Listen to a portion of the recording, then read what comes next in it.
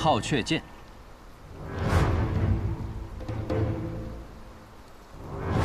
我能见到消失的传国剑法列国吗？怕是不会了。练国剑法他练得不好，我自己倒有一套剑法叫天下第二，是我当年自创的。那时候我想的是，我自称第二，谁人敢称第一呢？不过这一套剑法他也学不会。 一怒之下回去自己创套天下第三。没错，天下第三。所谓天下剑法，学堂李先生之后便是我，所以剑名天下第三。你叫天下第三，正好，我这一棍叫棍打天下。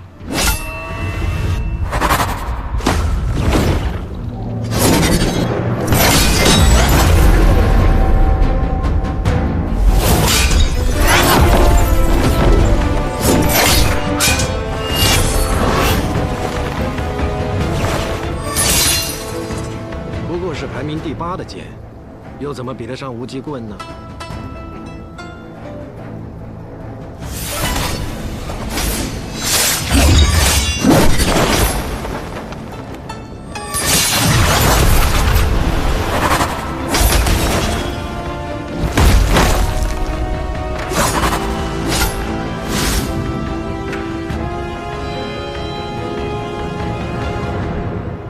百里东军，师兄。 我来了。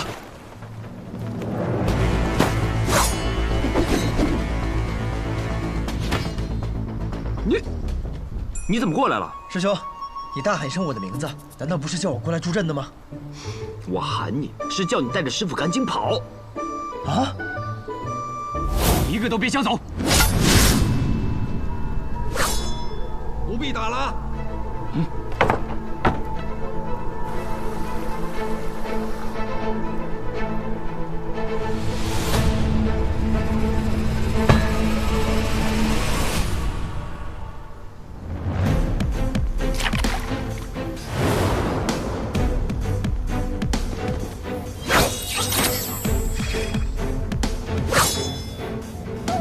30岁以下者，你可称无敌；30岁以上者，胜你者不过10人，能杀你者至多3人。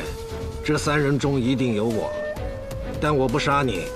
我告诉你你要的答案，但今日之后，我这位姓萧的徒弟，天启城的琅琊王，以后他要做的事，你得帮他。大河之水。天上来！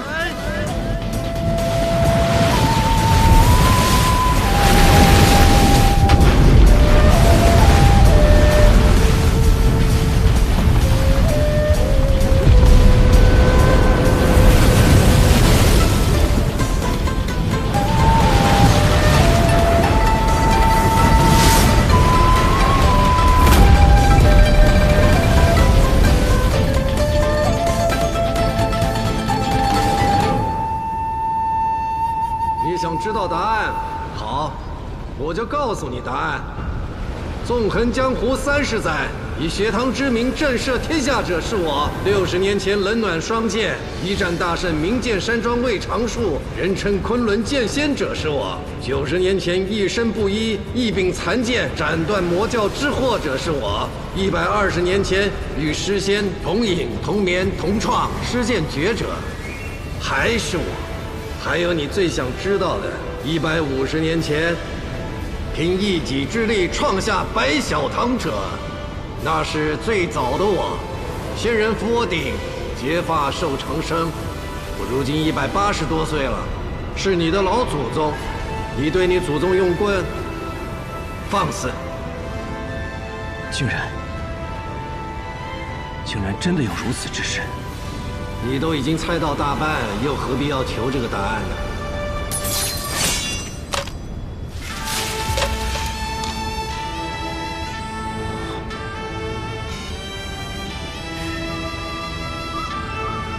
没想到世上竟然真的有长生不老之术。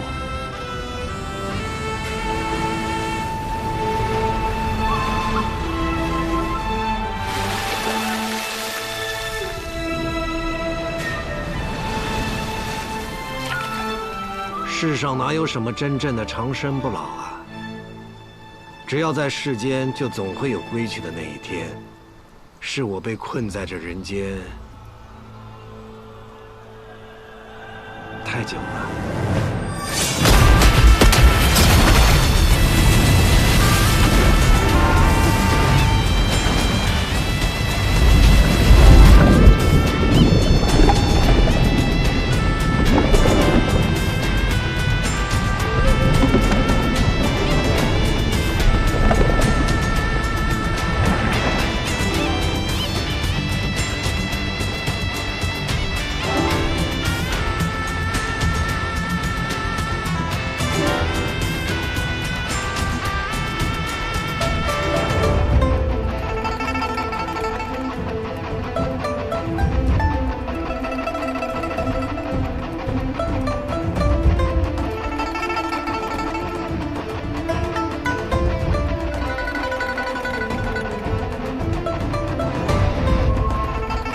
小师兄，是我看花眼了吗？这是我们师傅，他怎么变得和我一样年轻了？师傅他真是人如其名啊，长生不老。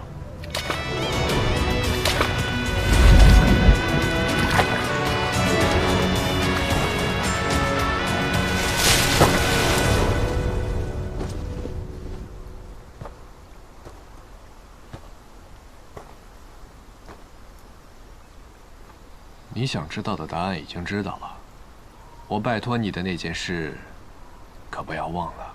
可白小堂从不参与朝堂之事，这不是老祖宗留下的规矩吗？我让你帮他，又没让白小堂帮他。再说了，老祖宗不就是我吗？你想看的，已经看到了。回去写入白小堂。但是不要让其他人知道，明白吗？我不对，弟子孩儿明白。咱俩现在看着差不多大，你就别再自称孩儿了，把我都叫老了。走吧。那孩儿先走了。若老祖宗再回天启，定要回白小堂看看。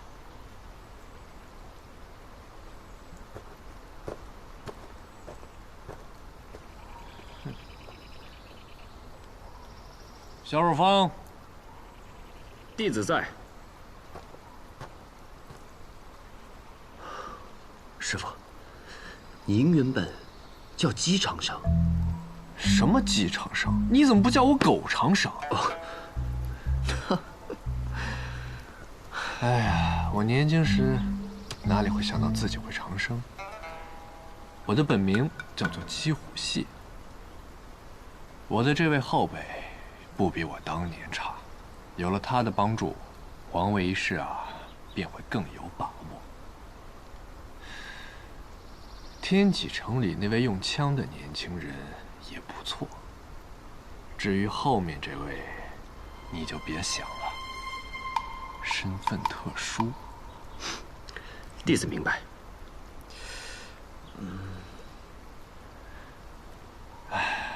行了，你也走吧，我要去一个地方，到时候会写信给你。倘若你愿意，可以一同前去。我们说不定还能在那里喝上2杯。师傅，您说的话，到底有几分真，几分假？弟子怎么觉得，此去一别，就再也见不到您了呢？你是白痴吗？嗯？师傅什么时候骗过你们？都是你们自己不信。之前我说我跟师仙一起喝过酒，你们就在那背过身去翻白眼，以为我不知道啊？好，那希望这一回，师傅没有骗我们。哼，再会了。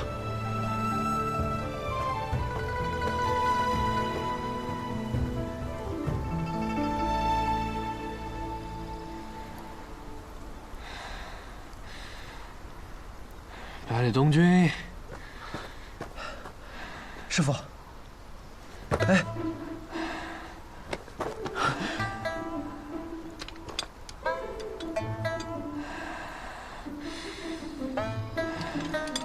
哎，师傅你别动了，你别动。哦，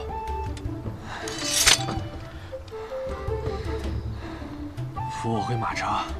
好。哎。背我啊！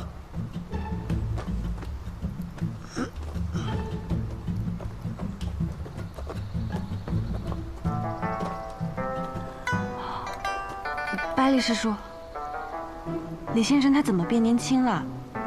先回马车上吧。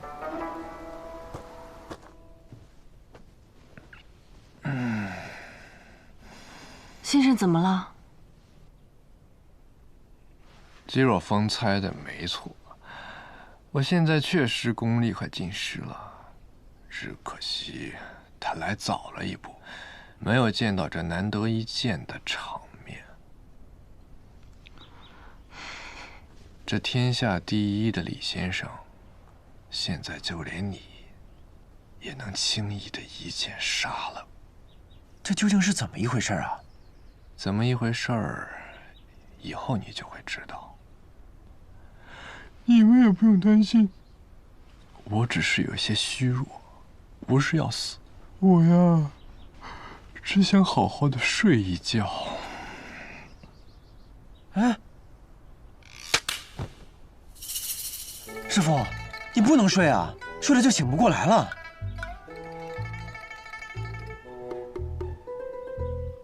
啊！哎呦！我真的只想好好的睡一觉。师傅，你相信我，绝对不能睡。相信我，又不是第一回了。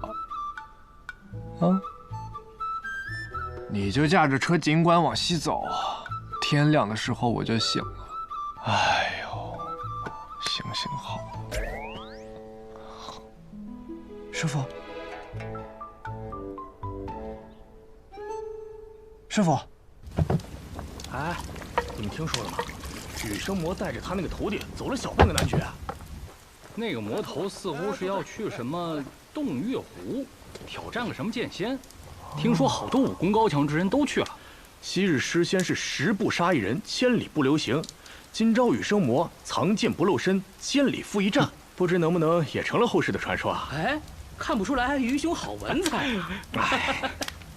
不过我可听说了，这羽生魔这次，但凡是遇见拦路者，皆是只胜不杀。只胜不杀？难道那个魔头转性了啊？师傅，你听听，你这次可真是招摇过市啊，就差在身上插一面旗子，上书“羽生魔在此”了。不过师傅，照这么走下去，你确定走到洞月湖之前，我们不会累死啊？杀人之前需要魔剑。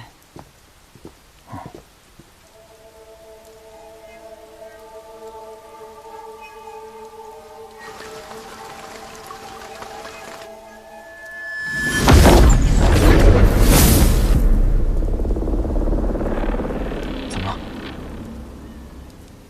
陈老头。羽狂徒啊！徒儿，去林子里避避。我要会会这老头。这老头很厉害。男爵武学泰斗，天选老人，杀你只需要抬个手。那不如师傅，师傅连手都不需要抬。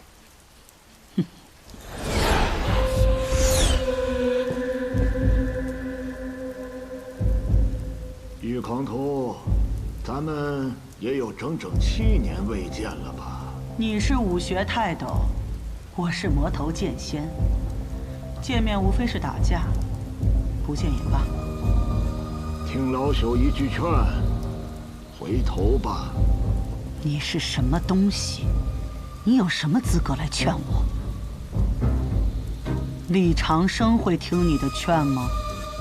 我连李长生都敢打，你有什么资格在我面前说劝？你这一路只胜不杀，借水为剑，借花为剑，借叶为剑，就是从未拔剑。你是在蓄养剑气吧？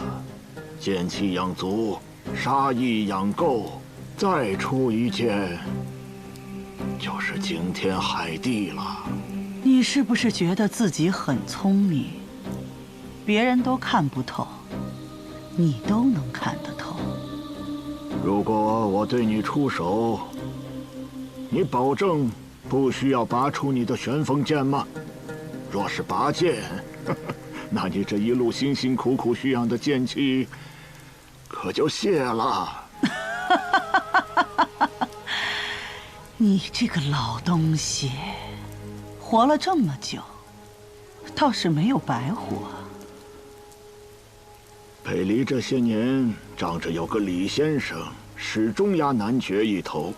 男爵武道的气数本就不如北离，若是你执意要与燕灵峡一战，无论谁胜，都躲不过两败俱伤啊！男爵武道威仪，所以你再听老朽一句劝，回头吧。拿男爵来压我，男爵又算什么东西？谁拦我，我就杀谁。你若动手，我就拔剑。我若是拔剑，你一定会死。怎么？怕了？不要以为一把年纪就有资格站在高处跟我讲道理。像你这样的人，早就该活不过今日了。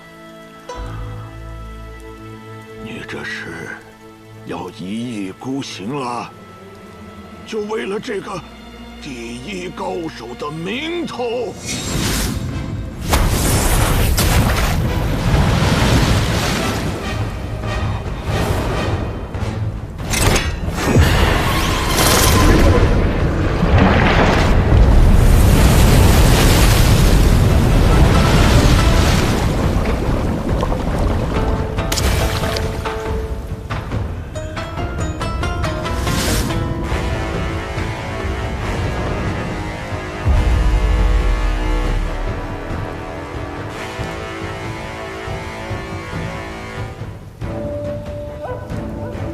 今日过后，天选老人就只是一个老人了。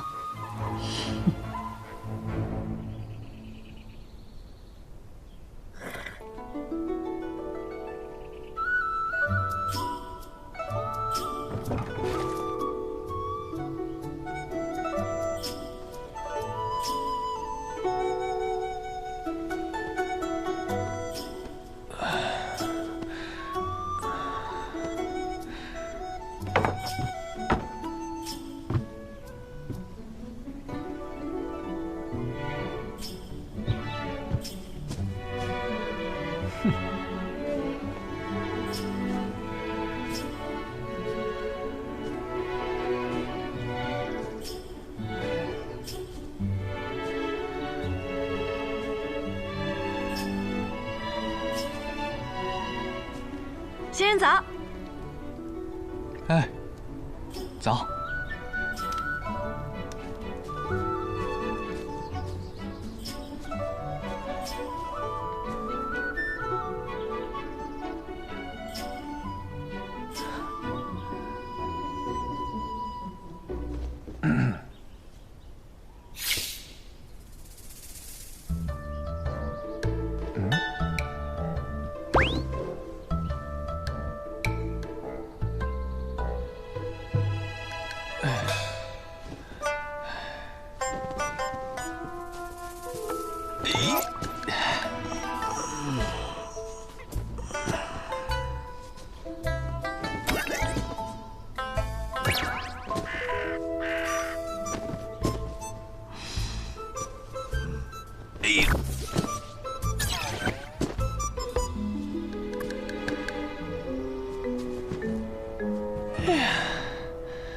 昨日还是守寨星辰的天下第一人，今天连个野武都摘不下来。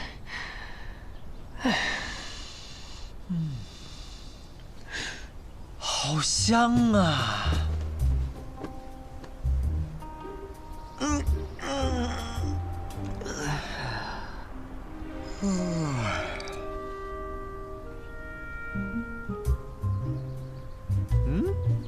师傅，你醒了？哦，在练功啊？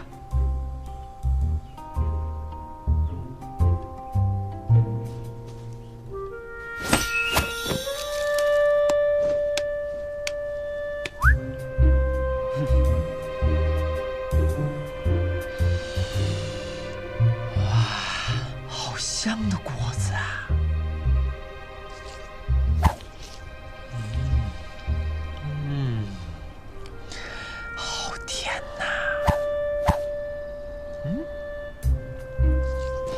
百里师叔，你干嘛呢？吃果子呀。啊，吃饭了。吃饭了，师傅。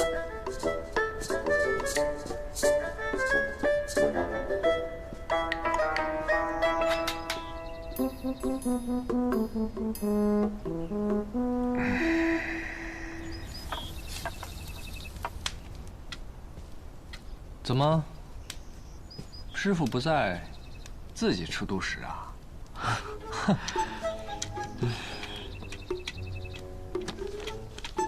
来，师傅。太干，难以下咽。哎，东君啊，你说这树上的果子，是不是挺甜的呀？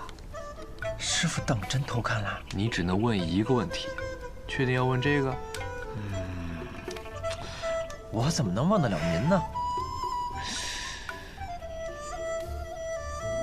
这还差不多，问吧。师傅，你真是神仙吗？什么神仙？遨游天地，长生不老。我轻功虽强，一跃也高不过一座山。内力再好，这一掌不过掀起一条河而已。论这剑术吧，我在天下剑客中，应该是巅峰的级别吧。但倘若你让我一次性杀1万个人，那我的剑怕早就折了。这还不算神仙？如果这还不算的话，那返老还童总算了吧？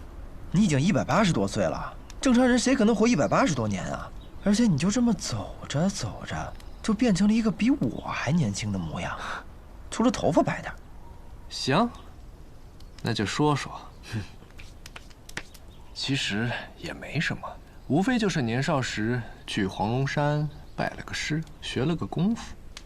这个武功呢，非常难练，而且名字只有一个字儿，叫春。春。上古有大春者，以8000岁为春，8000岁为秋。庄生逍遥有所言，正是这春的含义。只要练会此功，每30年便会重返青春，而在这返老还童的那一年，功力就会尽失，需要重新修炼才能恢复。倘若此刻我在天启城内，那这件事情必定会暴露。天启城人多眼杂，人言可畏，所以我必须走。于是你就找了我和尹师侄，和你一路同行，为了保护你。看起来也不是这么一无是处嘛。可是先生，为什么是我们啊？是啊，我们俩是所有师兄弟中武功最差的，且阅历最浅的。姬若风说的没错，既然此功以30年为期，那么每过30年，我就会更换一次身份。倘若我一直留在他们身边，那我始终都是李长生。因为我与他们相处太久，身上有太多割舍不掉的东西，我不愿意这样，所以我就带上你。而你，是因为你师父跑来求我。你师父那样的人，竟然会为了一个徒弟来求我，有趣。说到这里，你们2个以后也别叫我李先生了。为何啊？因为属于李长生的30年已经结束了。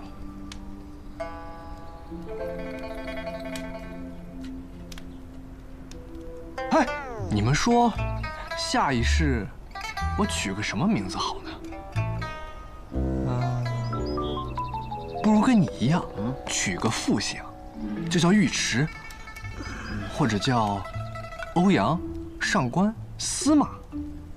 司马，南宫。什么？我只是觉得这个姓很适合现在的先生。南宫，好，南宫。那叫什么名呢？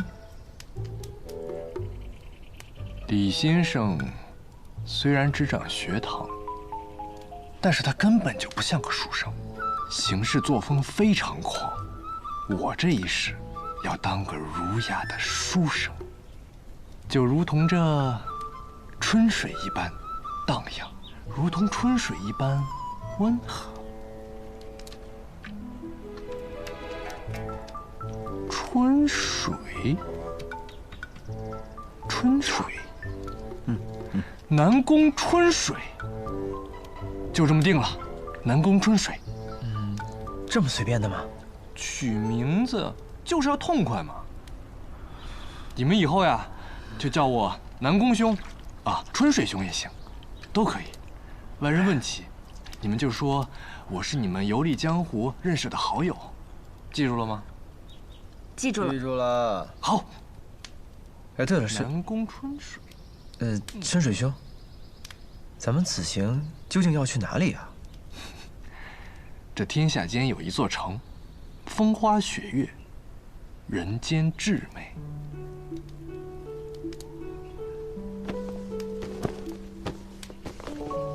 这里，雪月城。雪月城。没错，下观风，上观花，苍山雪，洱海月。想要进入这雪月城，就要先闯过一座登天阁。登天阁外皆是凡尘，只有真正登上了那天，才能见识到真正的雪月风华。此去千里，正好可以一行观尽天下。春水兄，真有雪月城这个地方吗？该不会是你瞎诌出来的吧？我怎么从来没有听说过？你没听过的事儿可多了。天下之大，无奇不有，就连北离的皇帝都不知道这天底下的庙城究竟有几座，更何况是你。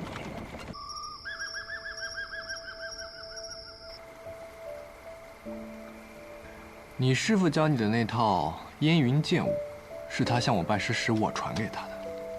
现在他又传给你，我看了，也确实适合你。你就先练着，有什么问题，随时向我问。多谢春水兄。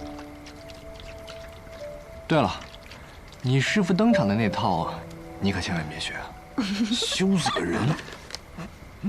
哎呦，天哪！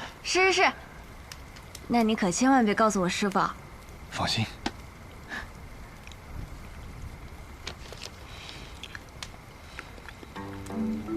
至于你吧，我什么呀？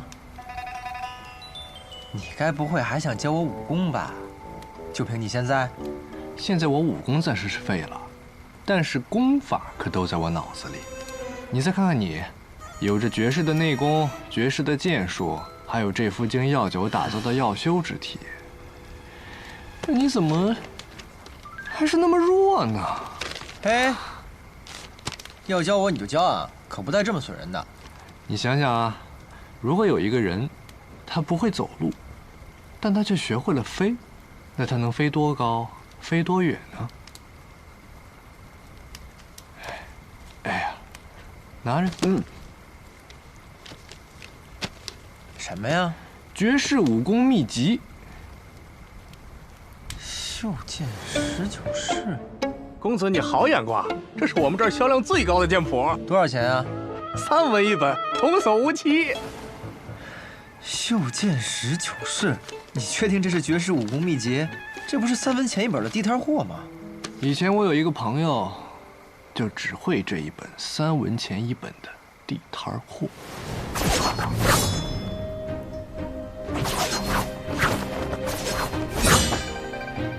这剑法如此蠢笨，为何还要反复修炼？因为我出身寒微，所以只买得了这一本剑谱。练了多少年了？我5岁开始练剑，至今已有17年了。但是我要告诉你，即便是最普通的剑法，只要练上1000次、10000次，也能领悟其中的奥妙。所谓聚沙成塔，滴水石穿。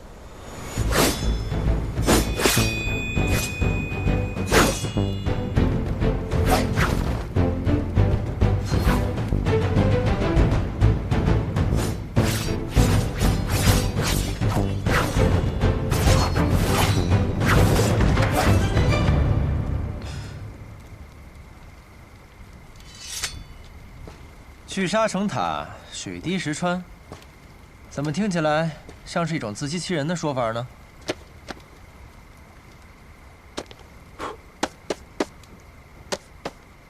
哎，对了，后来他怎么样了？一定是一辈子寂寂无名吧？寂寂无名。我的那位朋友正是在这本最普通的剑法的基础上，创立了一套绝世的剑法。剑法名列国。列国？列国不是小师兄的家传剑法吗？正是。我的那位朋友，就是当年手握天下第一剑天斩，号令千军万马攻占旧都，并创立了万世伟业的北离开国皇帝天武帝萧绎。这故事该不会是你编的吧？信不信由你喽。先生是想通过这件事情告诉你，你的西楚剑歌固然高妙，但在江湖上不缺高妙的剑法，反而因为它太过精妙，很多时候难以施展。你缺的是如何把这袖剑19式练成西楚剑歌。剑在你手中，即便是最普通的剑法，也可以舞出最绝妙的风姿。不错，不错。袖剑19式，好好练吧。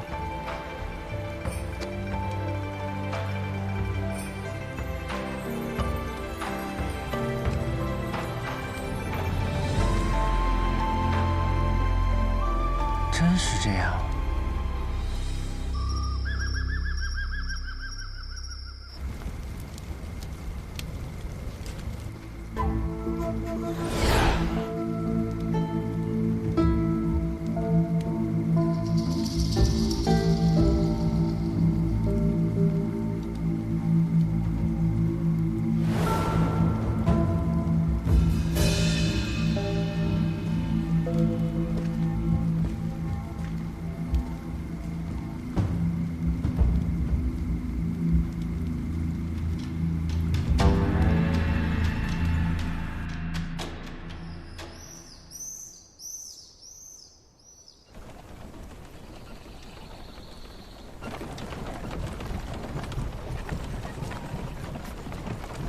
尹世直，尹世直，哦，你在想什么呢？这么入神？没什么，可能是有些累了。累了。春水兄，我们去前面的小溪边歇息一会儿。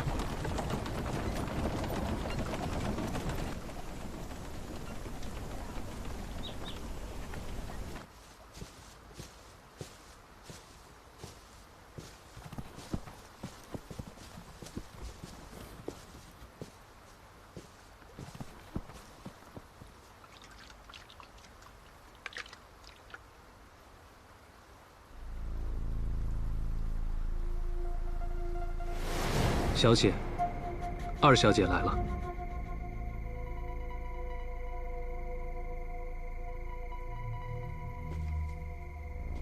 她希望同您见一面。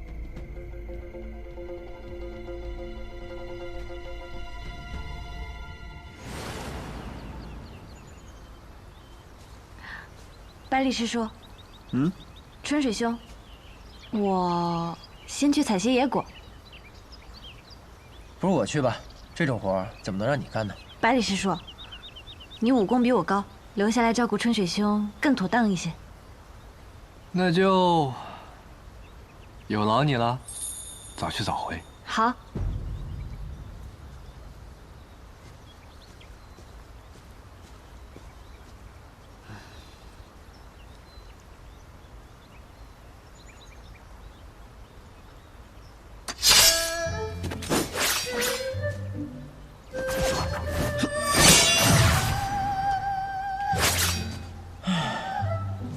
要不还是我自创一套剑法吧，也比这破剑法强啊！我跟你说了多少次了，这可不是什么破剑法，曾经可是有人把它练出了剑仙的风范。那人练了19年才名扬天下，我可等不到那个时候。那会儿我都快40了，还有什么意义啊？你就这么急着名扬天下？那是，我跟人家可是有约定的。他说等我名扬天下的时候便会来寻我，所以啊，我不能让他等太久。哼，女人啊，她可不是普通的女人，她是我心中最美的女人。当然，我只与她见过2次，互相喜欢还谈不上，但我坚信，当我名扬天下，与她重逢的那一天，将会是我们故事真正的开始。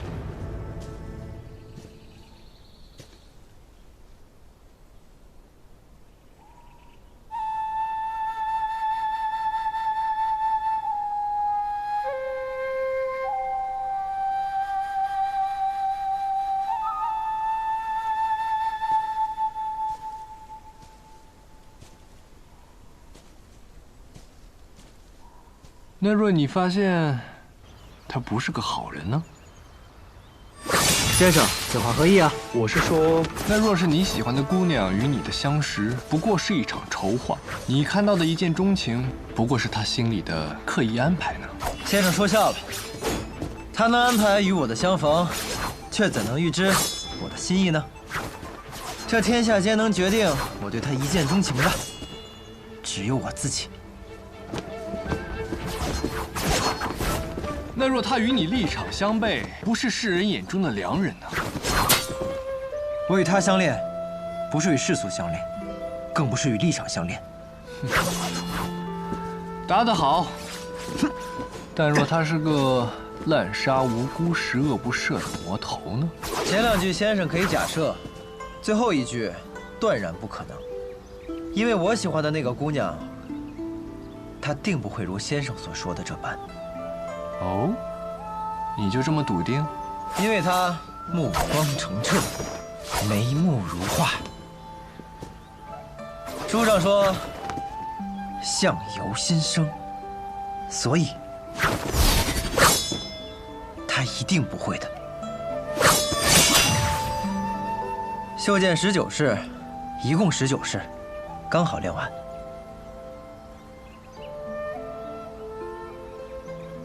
李长生啊，还真是收了个好徒弟。妹妹，姐姐，你怎么出来了？我出来看姐姐。姐姐，和你在一起的那个人，就是让你放弃复国的百里东军吗？妹妹，我没有放弃复国，更不会因为百里东军他而放弃复国。我懂，姐姐是为了不再引起战乱，我已经知道了。妹妹，我真的已经知道了。姐姐，我们不说这个了。我听说你是同天下第一的李长生出来的，我还想一睹他的风姿呢，怎么不见他人呢？先生，他暂时有点事情，便和我们分开了。哦，原来是这样。阿姐，你是不是不方便出来太久啊？快回去吧，我也要回去了。嗯。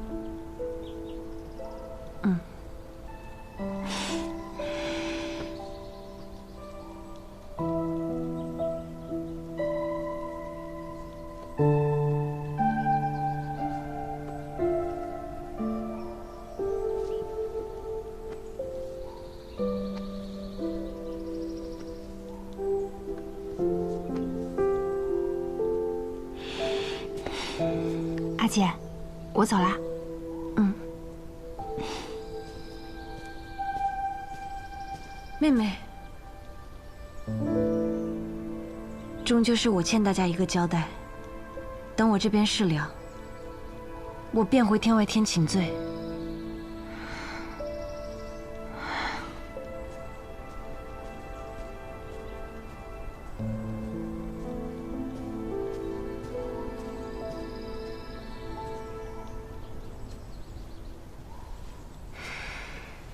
小姐之前说的另一条路，可有答案了？我隐隐摸到了他的边界。那便好。无论今后能否与小姐同路，齐宣都祝小姐可以达成所愿。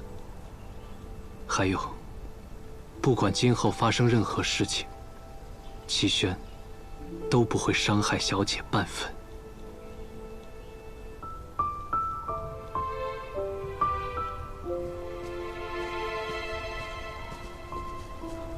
二小姐此行，难道只为了看小姐一眼吗？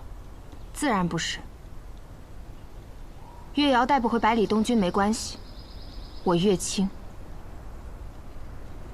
一定会带回叶鼎之。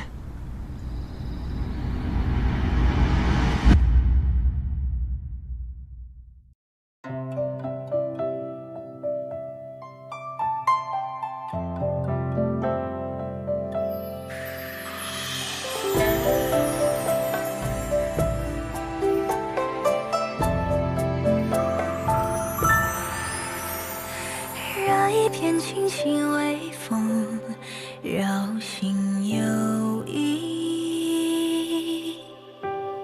听波般忽泛涟漪，人教春泥。只听枝桠攘攘嬉戏。